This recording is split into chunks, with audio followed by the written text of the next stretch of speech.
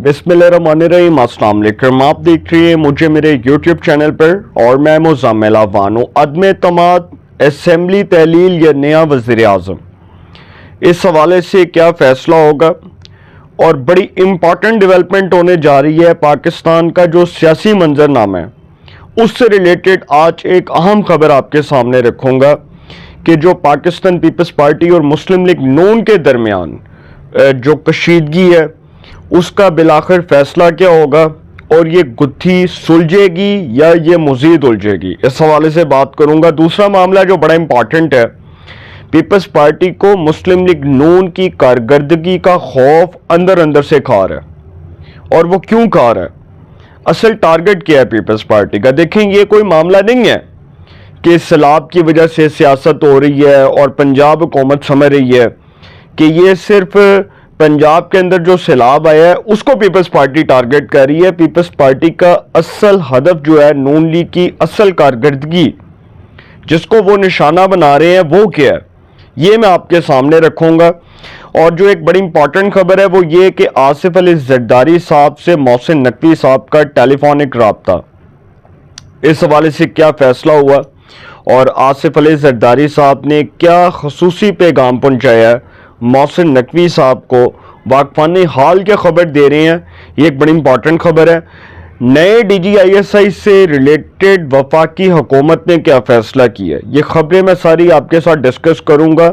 सबसे पहले Pakistan peoples party और मुस्लिम लीग नून के दरमियान जो बढ़ती हुई कशीदगी है, ये आपने देख लिया होगा कि कौमी असम्बली के अंदर जो मुत्तहिद तकारीर हैं, जो मुत्तहिद लोगों ने तकरीरें की हैं पीपल्स पार्टी के लोगों ने, और वो जो तकारीर हैं अगर वो निकाल कर आप देखें तो आपको ये समझने में बहुत आसानी होगी कि पीपल्स पार्टी इस वक्त इन कशीदा हालात में किसी तौर भी मुस्लिम लीग नून के साथ मज़ीद आगे चलने को तैयार नहीं है। लेकिन सर, मजबूरी में सब कुछ करना पड़ता है। इस निज़ाम के सबसे बड़े जो ज़मानती हैं वो मोहसिन नकवी हैं, वफाकी वज़ीर दाखिला। मौजूदा वफाकी वज़ीर दाखिला इस निज़ाम के सबसे बड़े गारंटर हैं, और अगर वो ही कह दें कि जी नहीं जी ये निज़ाम से हाथ उठा लो, तो इट मीन्स कि वो गारंटी और वो वादा टूट जाएगा, वो वादा वफा नहीं होगा, और फिर इल्ज़ाम किस पर आएगा, मोहसिन नकवी पर आएगा। तो ये निज़ाम को कोई ख़तरा लाक नहीं है। बहुत से लोग ये बात कर रहे हैं, बहुत से लोग ये कह रहे हैं कि जी ये निज़ाम आने वाले कुछ माह में ख़त्म हो जाएगा। पाकिस्तान पीपल्स पार्टी अगर तहरीक इंसाफ के साथ मिलकर तहरीक में एतमाद लाती है तो शहबाज शरीफ साहब उससे पहले असेंबली डिसॉल्व कर देंगे, अदम एतमाद से पहले जो है वो असेंबली तहलील कर देंगे, फिर एक नया वज़ीर आज़म आएगा और फिर नया वज़ीर आज़म नए इलेक्शंस की सूरत में आएगा, और अगर वो असेंबली डिसॉल्व नहीं करते तो वो अदम एतमाद को फेस करेंगे, और अदम एतमाद में अगर वो शहबाज शरीफ साहब जो है वो नाकाम हो गए तो इट मीन्स के फिर नया कायदे-ए-वान आ जाएगा। अब दोनों सूरतों में नया वज़ीर आज़म तो आना है। अगर असेंबली डिसॉल्व होती है तब भी नया वज़ीर आज़म आना है नए इलेक्शंस की सूरत में, और अगर असेंबली डिसॉल्व नहीं होती तब भी नया वज़ीर आज़म आना है। तो सर ये कशीदगी ऐसे ख़त्म होगी। सबसे पहली बात यह है कि पीपल्स पार्टी को मुस्लिम लीग नून की कारकर्दगी का खौफ खा रहा है, और वो कारकर्दगी का खौफ क्या है कि आलमी मंजरनामे पर जो शहबाज हुकूमत का एक इमेज पूरी दुनिया के सामने, जो उनका समझ के किरदार पूरी दुनिया के सामने आया हुआ और जिसको बड़ा अप्रिशिएट किया गया, बिलखसूस field marshal chief of army staff general Syed Asim Munir साहब।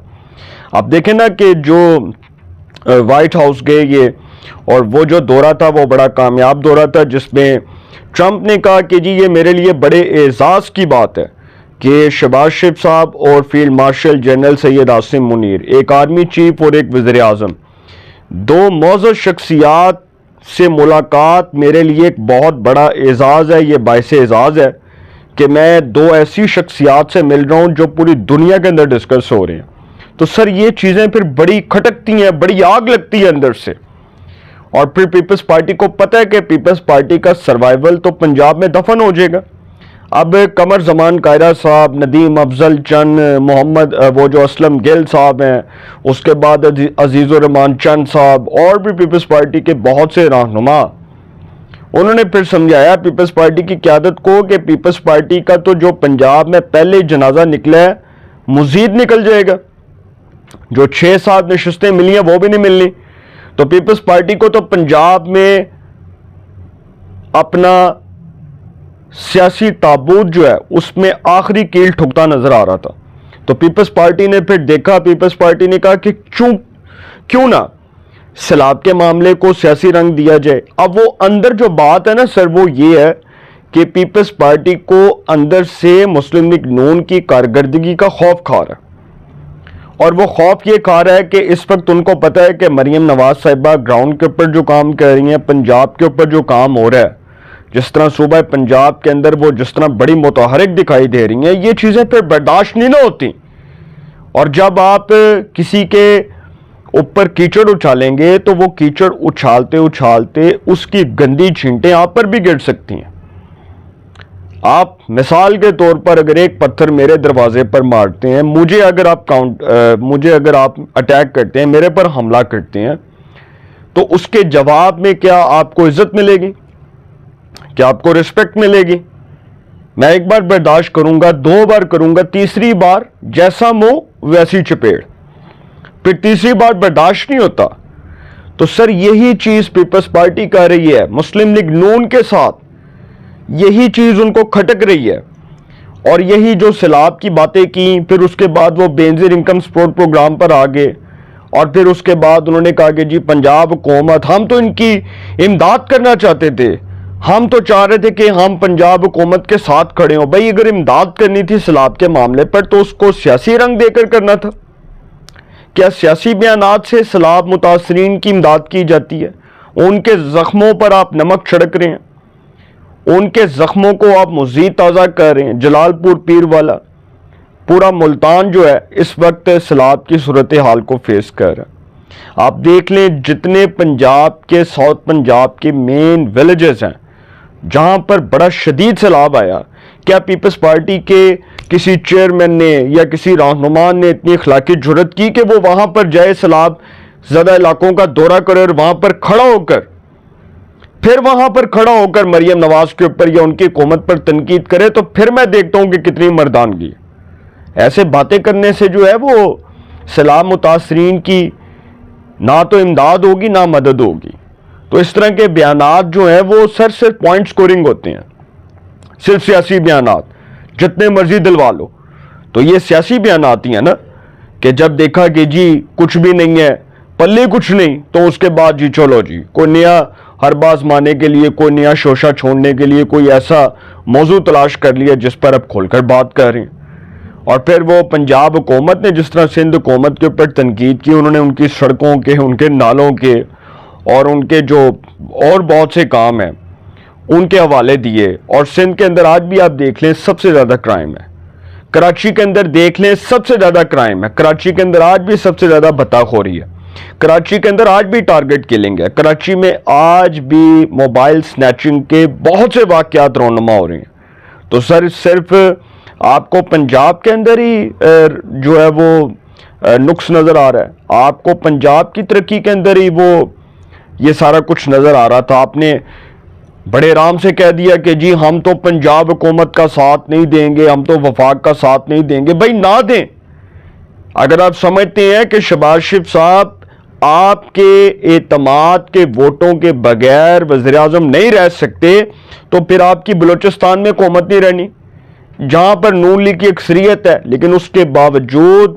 نواب وہ کیا نام ہے اس کا، میر سرفراز بگٹی، وہ وزیر اعلیٰ بلوچستان پیپلز پارٹی کے، وہ پھر بھی بڑا پان ہے نون لیگ کا کہ انہوں نے آپ کو وہاں پر وزارت اعلیٰ دی، وہاں پر حکومت ختم ہو جائے گی، سندھ میں آپ کی حکومت ختم ہو جائے گی، کے پی کے اندر ویسی حکومت ختم ہو جائے گی، پنجاب میں بھی ہو جائے گی، وفاق میں بھی ہو جائے گی، اور نقصان الٹیمیٹلی کس کو ہوگا؟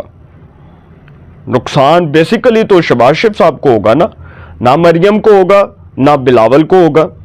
مریم نواز صاحبہ نے تو جو بیانات دیے ہیں اس سے تو پنجاب کو کوئی نقصان نہیں ہوگا، پنجاب میں تو ان کے پاس 2/3 ہے۔ وفاق کے اندر شہباز شریف صاحب پیپلز پارٹی کے ووٹوں کے بغیر وزیر اعظم نہیں رہ سکتے، لیکن ان کو نقصان ایک حد تک ہوگا، اس کے بعد جب وہ الیکشنز کال کریں گے تو وہ دوبارہ نقصان پورا ہو جائے گا۔ لیکن اس کے بعد پیپلز پارٹی اس نظام کی ٹرسٹی نہیں رہے گی. پیپلز پارٹی پر سے لوگوں کا اعتبار اٹھ جائے گا. پیپلز پارٹی پر لوگوں کا ایسے اعتبار اٹھے گا کہ آئندہ کے بعد سندھ کے اندر گراس روٹ لیول کے اوپر کوئی پیپلز پارٹی کو ووٹ کاسٹ نہیں کرے گا.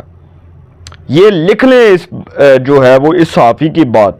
میں بطور جرنلسٹ یہ بات کہہ رہا ہوں کہ پیپلز پارٹی کو آئندہ کے بعد کوئی سندھ کے اندر ووٹ نہیں دے گا اگر یہ اس نظام کا ٹرسٹ توڑیں گے. تو سر آصف علی زرداری صاحب اور نواز شریف صاحب بڑے زیرک سیاستدان ہیں.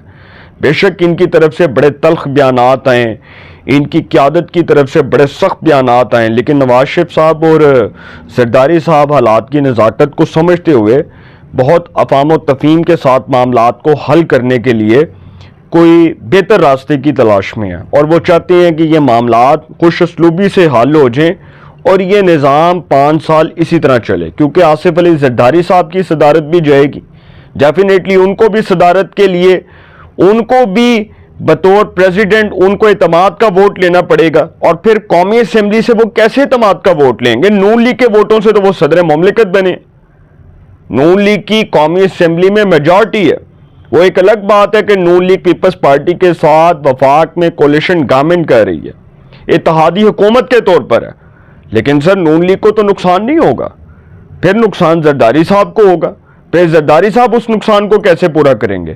تو سر یہ نظام جو ہے اس کے والے سے میں نے آپ کو بتا دیا, عدم اعتماد بھی نہیں آنی, اسمبلی بھی ڈیزالو نہیں ہونی, نیا وزیر اعظم بھی نہیں آنا.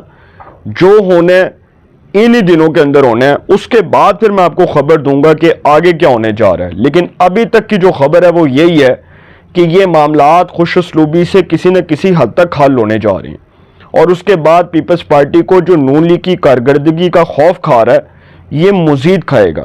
اگلی بار یہ ایک دوسرے کے مد مقابل ہوں گے اور عمران خان مائنس ہوں گے. اگلی بار عمران خان کی اس نظام میں کوئی سپیس نہیں ہوگی.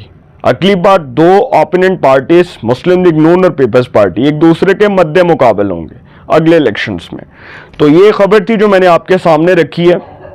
زرداری صاحب نے فون کیا نقوی کو, یار اب مریم بڑے بیانات دے رہی, مریم بڑے سخت بیانات دے رہی ہے یار, دیکھو معاملہ کی ہے. تو وہ نقوی صاحب جو ہیں انہوں نے ان کو تسلی کروائی. انہوں نے کہا کہ مریم اور نواز شریف صاحب میرے پاس آئے تھے جب میں منظر عام سے غائب تھا, آپ کو یاد ہوگا. آصف علی زرداری نے کہا ہاں تم معاملات کو بہتر کر سکتے ہو Naqvi, you are a great person, تو you are a competent person.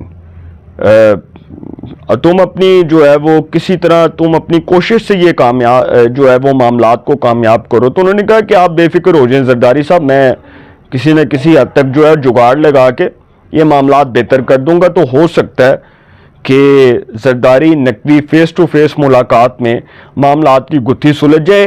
I S I chief سے متعلق سر فیصلہ ہو گیا اور فیصلہ یہ ہوا ہے کہ پھنس گئی جہاں شکنجے اندر جویں ویلنے وچ گنا, پھنس گئی جہاں شکنجے اندر جویں ویلنے وچ گنا, رون کو ہن روے محمد ہون روے تے منا. سر ڈی جی آئی ایس آئی صاحب جنرل عاصم ملک ان کو وفاقی حکومت نے توسیع دینے کا اعلان کر دیا ہے, وہ اپنی خدمات جاری رکھیں گے. کوئی نیا ڈی جی آئی ایس آئی نہیں آ رہا. عمران خان کی امیدوں پر پانی پھر گیا.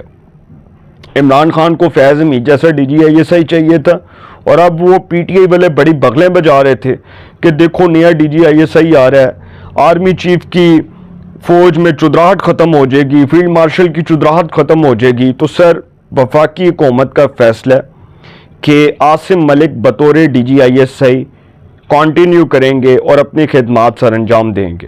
سپتمبر 2024 میں جنرل ندیم انجم کی بطور D G I S I retirement کے بعد یہ فیصلہ ہوا کہ جنرل عاصم ملک کو D G I S I appoint کیا جائے. اب ان کو توسیع مل گئی ہے, لیکن توسیع کا بھی فیصلہ نہیں ہوا کہ کتنی دیر کی ہے, یہ بھی پتہ چل جائے گا.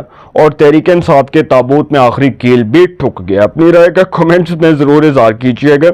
انشاءاللہ ایک نئے سیگمنٹ کے ساتھ پہ ملاقات ہوگی. آپ نا بہت خیال رکھیے گا. اللہ نگہبان.